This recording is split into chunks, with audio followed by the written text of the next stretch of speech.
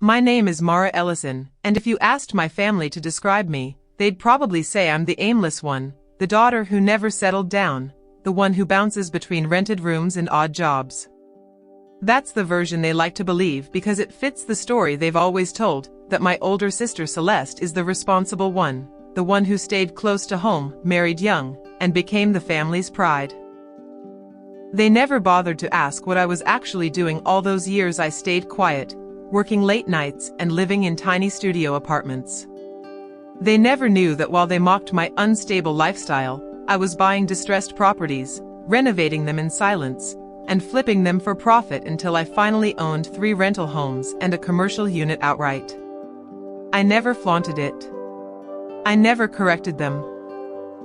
I learned early that attention is just another form of pressure, and the less they knew, the more peace I had. For most of my 20s, keeping distance felt like survival. My parents, Richard and Helena, believed success only counted if it was visible: weddings, babies, expensive vacations posted online. They never valued independence. They valued appearances. I gave up trying to make them see me differently. Or at least, I thought I had. Everything unraveled the day I returned home for Celeste's engagement celebration. I almost didn't go, but my cousin begged me to show up, saying it would mean a lot to the family. I walked in expecting forced smiles and surface-level small talk. What I didn't expect was to see my father standing at the center of the living room, holding a set of keys and a thick envelope, announcing the family's gift to Celeste and her fiancé, a fully furnished townhouse in my old neighborhood. My old neighborhood. The same area where I had spent 2 years restoring a gutted duplex from scratch, pouring every spare dollar and hour I had into making it profitable. My chest tightened as I recognized the address printed on the envelope. That wasn't just a townhouse. That was my property. The one under my LLC. The one I never told them about. I watched Celeste scream, tears streaming, while relatives hugged her like she just won the lottery. Meanwhile, my parents smiled proudly, claiming they arranged everything, saying they'd pulled strings and invested quietly for years. No one even noticed I dropped my glass. No one noticed I stopped breathing. They weren't just celebrating her, they were taking credit for something they didn't build. Something that belonged to me. But the worst part wasn't that they gifted my property. It was what they planned to do next with the rest of my portfolio. Because this celebration was just the opening move. I stood there clutching my empty glass while relatives swarmed around Celeste, snapping photos like it was some kind of fairy tale moment. No one even looked in my direction. I kept replaying the address in my mind just to be sure I wasn't imagining things. It was the same street, same unit number, same remodel layout I designed: open kitchen, marble island, black matte fixtures. I'd chosen those details myself. The room buzzed with congratulations while I slipped outside onto the balcony just to breathe. My phone buzzed. Lance, my financial advisor and one of the only people who knew the truth. I answered quietly. "Did you authorize a transfer?" were the first words out of his mouth. My heart dropped. "What transfer?" He sighed sharply. "Someone filed paperwork last week claiming you gifted the Elliswood property to your father. They forged your signature." I flagged it and stalled the process. "But Mara, someone knows you own that place." It felt like the world tilted. "It's my family," I whispered. "They think it's theirs." Lance was silent for a long moment before he said, "They've already started the same filings on your other holdings. They're trying to consolidate ownership." I leaned on the railing, listening to the muffled laughter inside the house. My own family was actively trying to rewrite legal records while smiling at me like I was just a guest. The betrayal didn't come with shouting or arguments, it came wrapped in ribbon and printed on glossy envelopes. I re-entered the house, forcing a smile as Celeste waved me over. "Mara, you finally came. Isn't it exciting?" She said it like I should be grateful. I stared at her, wondering if she had any idea. Do you even know what that place cost to renovate? I asked lightly. She blinked, confused. Dad said it was just an old investment he forgot about. He said you helped him clean it up when you lived nearby. The lie was so precise it made my stomach twist. Not only were they stealing from me, they already had a narrative prepared to explain away my involvement, turning me into the unpaid helper, the side character in their story. My mother approached with a tight smile, whispering, "Let's not make tonight about jealousy. Celeste deserves this." Jealousy.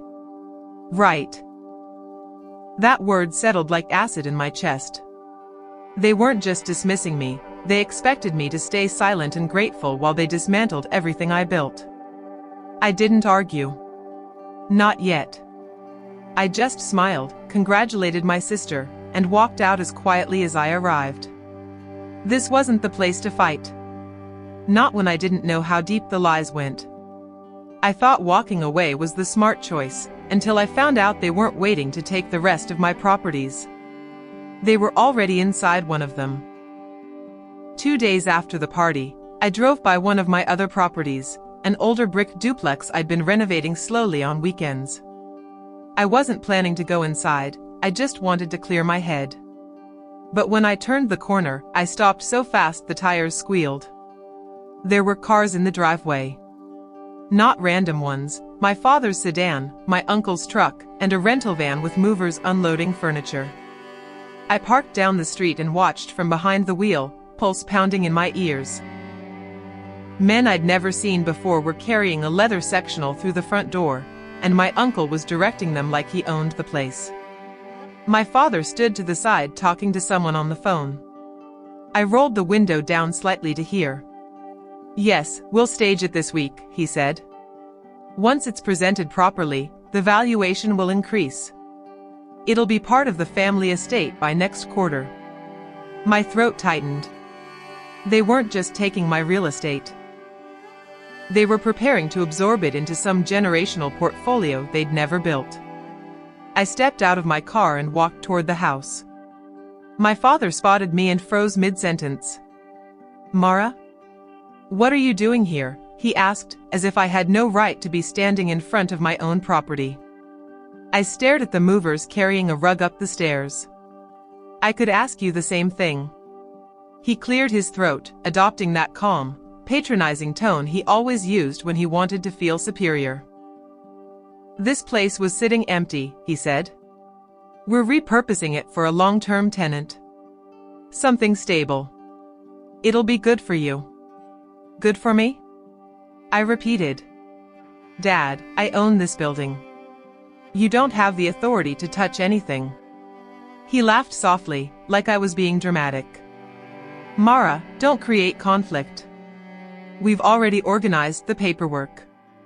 You transferred management rights to the family trust last year." My stomach dropped. "What paperwork?" He shrugged. "You signed it. We just formalized your intent." That was the moment I realized they weren't operating from confusion, they were operating from entitlement. They believed my success was theirs by default. "I never signed anything," I said quietly. My father's eyes hardened just slightly, a crack in his performance. "You must have forgotten." I stepped back, suddenly aware of the movers watching us, my uncle listening from the doorway, and how easy it would be for them to spin this as a misunderstanding if I reacted emotionally.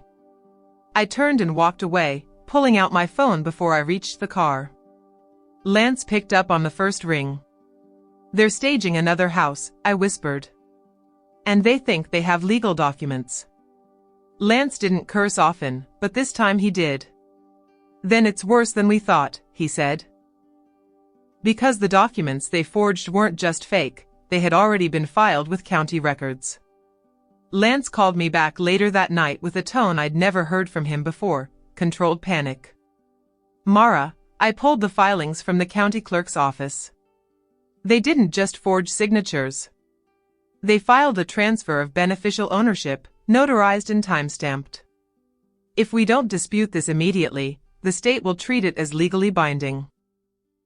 I sat in my car in silence outside a grocery store, not even remembering why I'd stopped there in the first place. How did they even get my personal documents? I whispered. Lance hesitated. They attached full identity verification, tax forms, bank statements, utility bills, things you never sent me digitally. Things that would have been in your home. My blood went cold. I had a box in my hallway closet labeled legal and tax. I kept everything there. The box had been untouched for years, or so I thought.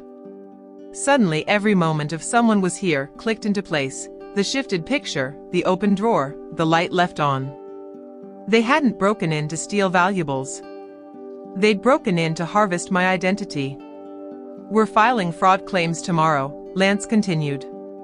But we need proof you never consented to a transfer. Emails, signed leases, anything tying your name to active operations. I swallowed hard.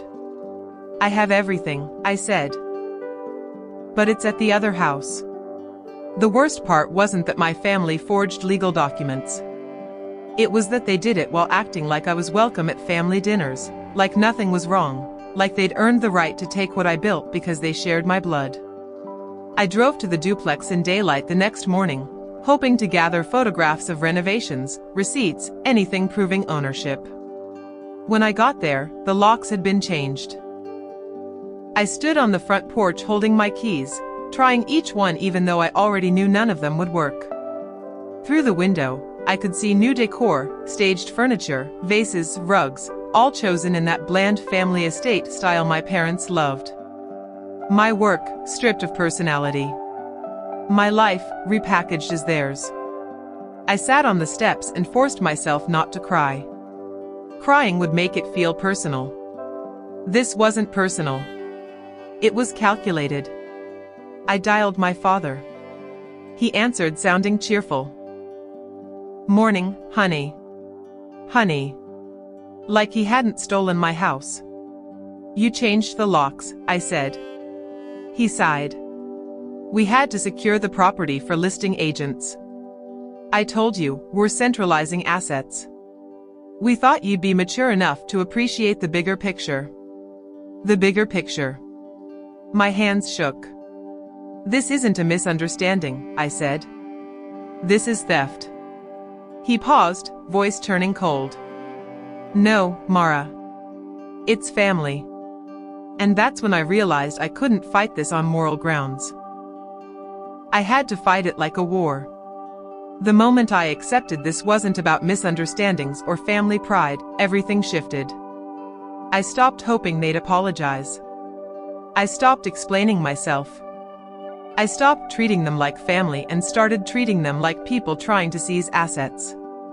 The next morning, I met Lance and my attorney at a courthouse downtown. We filed an injunction to freeze all property transfers associated with my LLC until a full fraud investigation could be completed. My lawyer, Ms. Arden, drafted a cease and desist address to my parents, my sister, and the so-called Family Trust Committee, demanding immediate removal from all properties and prohibiting further attempts to claim ownership. That same day, I changed every lock on every building I still had access to. I installed biometric entry. I hired private security to monitor the duplex they staged. I wasn't going to be caught off guard again. The official blow came 2 weeks later when the county clerk's office notified my parents that the transfer filings had been flagged for fraud and referred to the district attorney. My mother called me that night, her voice trembling with outrage. How dare you drag lawyers into this? We were doing what's best for you. I let her rant until she finally demanded, "Why are you doing this?" I answered calmly, "Because you broke into my home, stole my documents, forged my signature, and tried to liquidate my assets while pretending I was part of the plan." Silence. Then a choked, bitter reply, "We raised you. We deserve something back." And there it was, the belief beneath everything. Not love. Not family. A debt. One I never agreed to. After that, communication moved through attorneys only. The DA opened a case. The staged property was returned to my control. My sister, instead of apologizing, posted cryptic messages online about selfish relatives and ungrateful people who forget who supported them. I didn't respond. I didn't need the last word. The truth was already documented in legal files. Months passed, hearings dragged on, and eventually settlements were negotiated. They avoided prison, but they lost everything they tried to take. They paid fines, court fees, and relinquished any claim, real or fabricated, to my portfolio. When the final settlement was signed, I walked out of the courthouse feeling lighter than I had in years. Not because I won, but because I finally cut the cord I'd spent my whole life clinging to. I used to think blood meant loyalty. Now I know blood just means shared DNA. Loyalty is earned. Trust is earned. Respect is earned. And family? Family isn't defined by who shares your last name. It's defined by who never tries to take from you just because they think they can. I didn't lose a family that day. I finally stopped pretending I ever had one.